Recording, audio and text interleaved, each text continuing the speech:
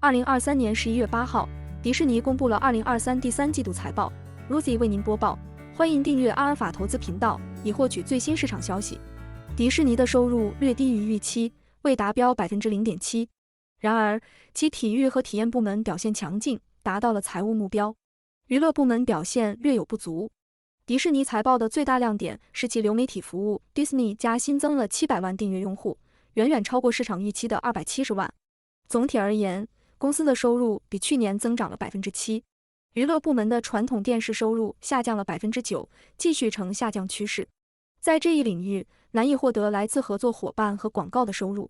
然而，流媒体服务的收入增长了 12%。Disney+ 在上一季度的订阅用户增长了 7%， Hulu 保持稳定， ESPN+ 小幅增长了 3%。得益于更多的广告收入， Disney+ 每用户收入增长了 2%， 显示出提供带广告版本的做法正取得回报。随着最近的价格上涨，这一趋势应该会继续改善。包括主题公园和邮轮在内的体验部门在国际上大获成功。然而，迪士尼世界的表现不佳。在盈利能力方面，迪士尼的财务结果好于预期。它在息税前利润 EBIT 上超出预期 5.9%， 自由现金流超出预期 19.4%， 每股收益超出预期 0.11美元。与去年相比，每股收益显著增长，从 0.30美元增至 0.82美元。全年总收益增长了 7%。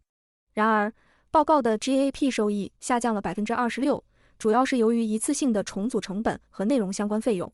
由于这些成本不会重复，关注非 GAAP 数字可能会更清楚地反映迪士尼当前的表现。公司的自由现金流在全年几乎增长了5倍，从 10.6亿美元增至49亿美元，并且迹象显示增长将继续。看看具体部分，娱乐部门的 EBIT 利润率得到改善，这得益于流媒体亏损的减少和传统电视的节约措施。尽管不必支付大师联盟足球版权费用，并且 ESPN+ 的订阅用户增长良好，体育部门的利润率也有所改善。体验部门的利润率提高，得益于国际公园的强劲表现。流媒体部分仍然不盈利，但亏损正在减少。迪士尼计划到2024年底实现流媒体盈利。迪士尼的资产负债表显示，现金及等价物为142亿美元，负债为460亿美元。他们计划在年底前恢复支付股息，全年流通在外的股票数量保持稳定。对于未来的指导，迪士尼有些含糊，但他们表示预计将降低内容支出并增加资本开支。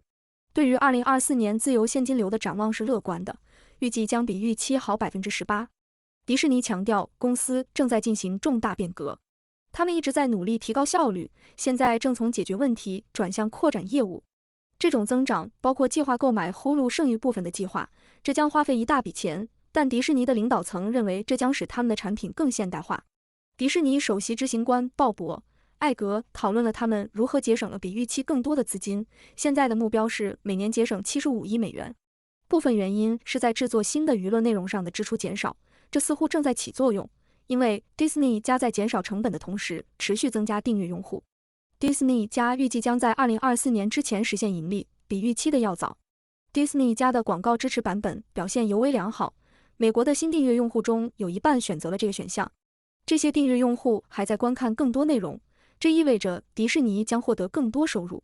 迪士尼的电影发行在其流媒体服务上仍然非常受欢迎，这有助于保持订阅用户，并允许迪士尼在新剧集上的花费更少。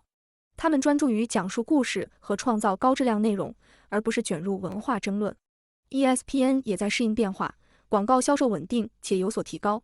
他们正考虑进军流媒体，这可能包括获取当地体育版权。鉴于一些当地体育网络的财务问题，这可能是一个明智的举措。对于迪士尼的公园、度假村和邮轮来说，形势一片大好，尽管迪士尼世界面临一些独特的挑战。然而，这个部门的其他部分表现非常好，预订量强劲，投资回报是2019年的2倍。总的来说，迪士尼的转型似乎比预期的要好，也要快。他们专注于他们最擅长的事情，远离利润较少的项目，并强调高质量内容和粉丝互动。尽管还有工作要做，但公司正稳步走向成功的转型。感谢您的收听，我们下期节目再见。